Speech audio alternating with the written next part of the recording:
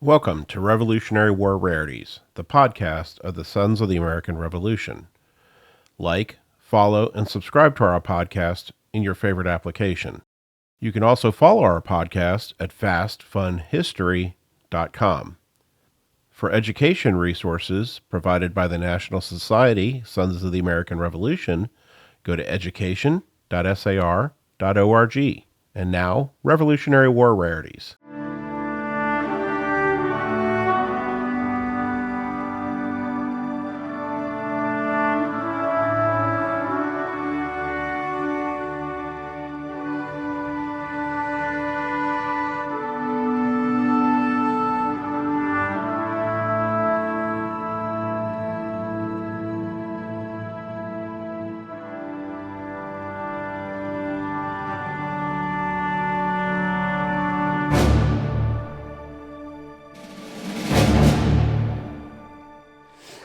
I did not know that. Season 2 of Revolutionary War Rarities, the podcast from the Sons of the American Revolution.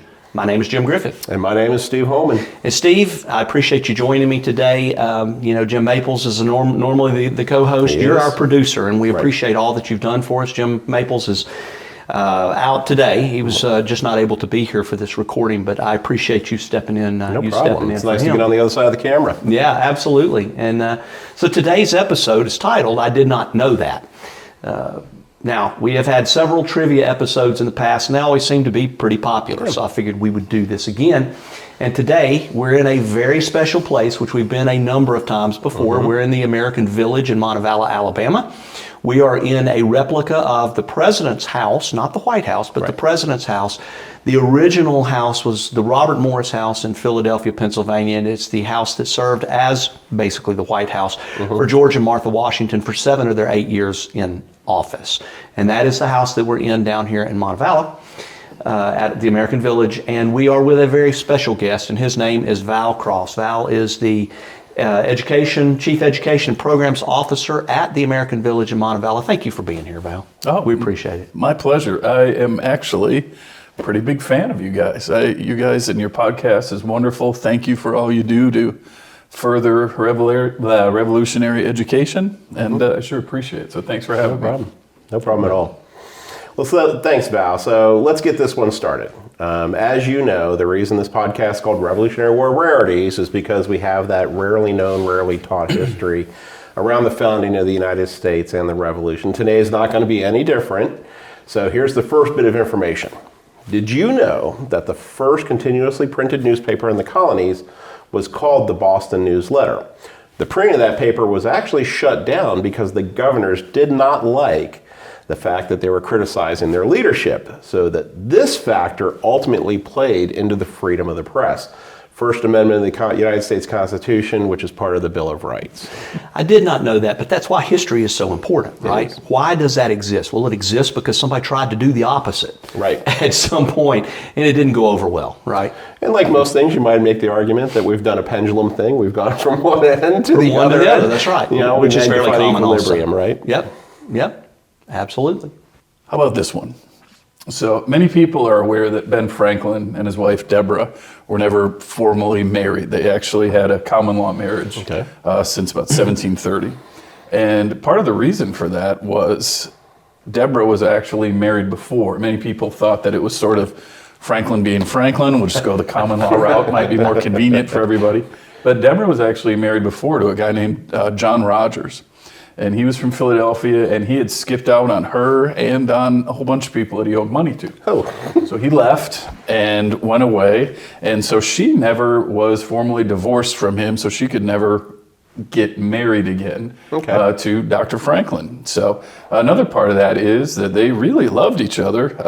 Franklin loved her. He saw her at a really young age. Actually, when he got off the boat in Philadelphia today where Penn's Landing is, he walked up the main street there. Legend says he walked by a house and there's this young girl out in the threshold of a door that he waved at. That was her. And I think he was like 14 or 15 at the time. And he vowed that he would marry her. They got to know each other, and eventually they did. So Her parents, though, however, did not approve of young Mr. Franklin. Bad mistake. Yeah, that's right. Bad Come on. mistake. I bet you in hindsight that was maybe Right, not so bad. sort of. He was the lesser of two evils there. Right. Maybe would have worked out better if she had been with him from the beginning. But that's the reason that he and Deborah had a common law marriage and not a. So it wasn't traditional Franklin marriage. just being a ladies' man. It was not. And the parents led them down led Deborah down a path Yeah. that wasn't as good if she would have done what her heart told her to do. Correct. Definitely did not know that. Yeah. All right, here's a good one. First Continental Congress was not the first attempt at unifying the colonies for greater good. A lot of people believe that is the case. It is simply not.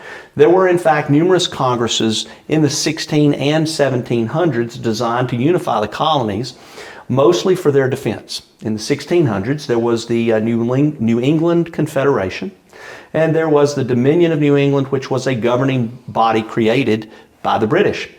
Then there was also the Albany Congress and the Stamp Act Congress. At the Albany Congress, Benjamin Franklin proposed the Albany Plan of Union, which was an attempt to create a unified government for the 13 colonies with the British ultimately at the center of the control. Then, of course, the Stamp Act Congress, or the Continental Congress of 1765, which was created in protest of the Stamp Act. And did you know that the president of the Stamp Act Congress, or the Continental Congress of 1765, was a guy named Timothy Ruggles? And he ended up being a loyalist to the British monarchy, ultimately during the Revolution.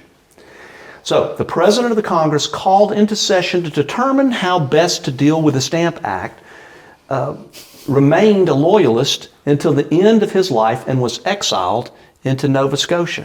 Now, what is amazing to me, well, first of all, I didn't know that until we started preparing for this. Yeah, I'm sure right. you guys may or may not have. No. But it is amazing to me, what if some of those attempts to unify the colonies had been successful? What impact could that have had on us? It's the thing that's always, I'm always Interesting. curious about. Right. Yeah. Right. So, Timothy Ruggles' daughter, oh boy, this is a tough name, Bathsheba Ruggles Spooner. Yep. All right. Became the first woman executed in the United States. Wow, that just took a serious turn all of a sudden. So she was accused and subsequently convicted of conspiring with her 17-year-old lover to have her husband killed. Sadly, Bathsheba was 5 months pregnant with what was believed to be her 17-year-old lover's child. She was 32 years old at the time. Once again, I did not know that. I had no idea. The connections to Ruggles, huh? That's right. So here's a bunch of little tiny trivia bits here about the Boston Tea Party. So the tea that was dumped into Boston Harbor would have brewed about 18,230,000 cups of tea. Wow. That's a bunch of lemons as well. You probably wouldn't. Yeah. And the tea, the gentlemen in the Sons of Liberty that were so obsessed with the destruction of the tea didn't want any of it to come ashore, didn't want any of it to survive. So as the tea floated to the surface in Boston Harbor over the next couple of days, they went out in boats, took their oars and pushed the tea down, so none of it would come up. It's very, very rare today to find samples of the actual tea. I think there's one vial in the Boston Tea Party Museum, and I believe, and this could be an asterisk, 2 of the boxes, the original tea boxes, Still exist? survived. Wow. Yeah, Are they in that same museum? I believe so. Wow. Yeah. So those are artifacts that just are there because they're so old and because the Sons of Liberty took it very seriously. You were not to steal that tea. They were there strictly to destroy it, make the statement, and get off the boats. They didn't destroy any property on the boats other than the tea. They actually destroyed a padlock and they replaced it before the time they left. Well, that was nice. It was very nice though. So it was a very civilized, We're very civilized Sons of Liberty. civilized rebellion. Amazing. There you go. And there was only one person that was ever arrested and spent time in jail from the Boston Tea Party. His name was Francis Akeley. And did you know that he actually died from wounds from the Battle of Bunker Hill later on after that? I didn't know that either. I did not know that. Did you know that John Adams penned the resolution that ultimately created the United States Marines? Charles Carroll, signer of the Declaration of Independence, lived to the oldest age of all founding fathers at 95, and Charles Carroll was the only Catholic who signed the Declaration of Independence. Now, and we just talked about the Marines in another conversation, and that actually happened at a tavern. So John Adams wasn't much for taverns, but he knew that would be a great recruiting event for Marines. So. Yeah, absolutely. Yep, I didn't know that. That's great. And finally, a little bit more information here. Aaron Burr, married twice, and his second wife actually sued for divorce for possibly lots of reasons if you've studied Aaron Burr. And her lawyer was a gentleman named Alexander Hamilton Jr., the son of Alexander Hamilton, who had died 30 years before in the famous duel.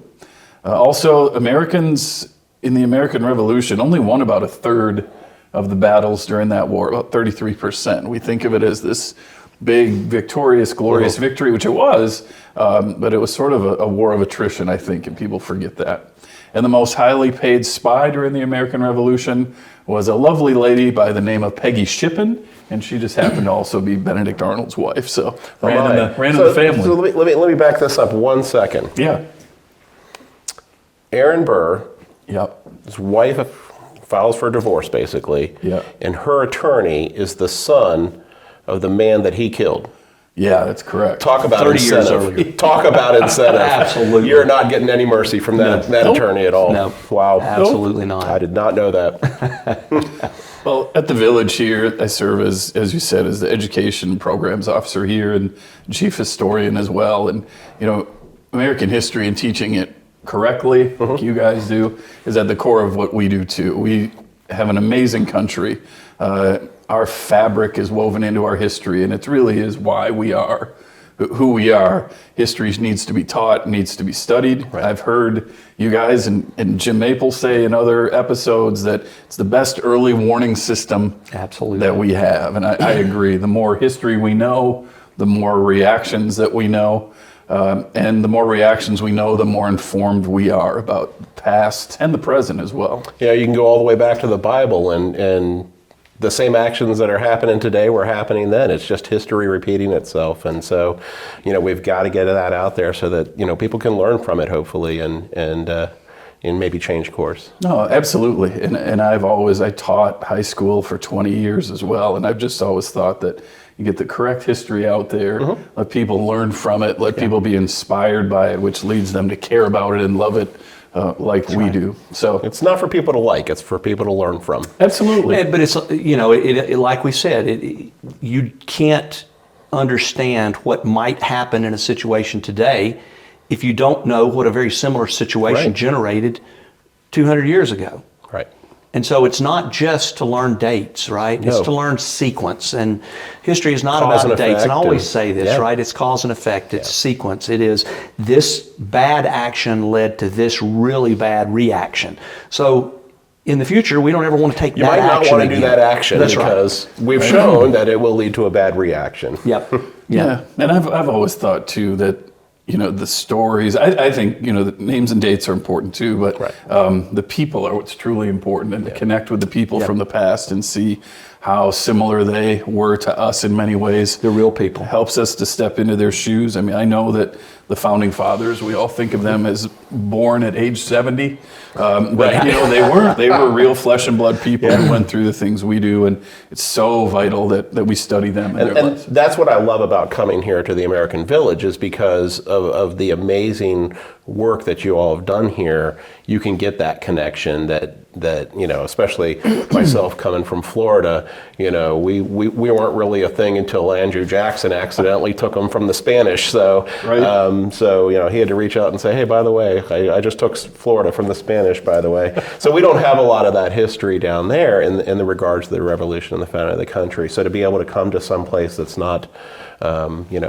all the way up in New England is fantastic. I love what you guys have done here. Yeah, and just to go off that, not to take too much time, but Andrew Jackson, his troops spent a lot of time in this area, actually. After some of the wars and the battles down here, they settled in this region as well. So, rich historic area. I have been here now for almost 4 years from the faraway land of Wisconsin, and it's been great. I love being here.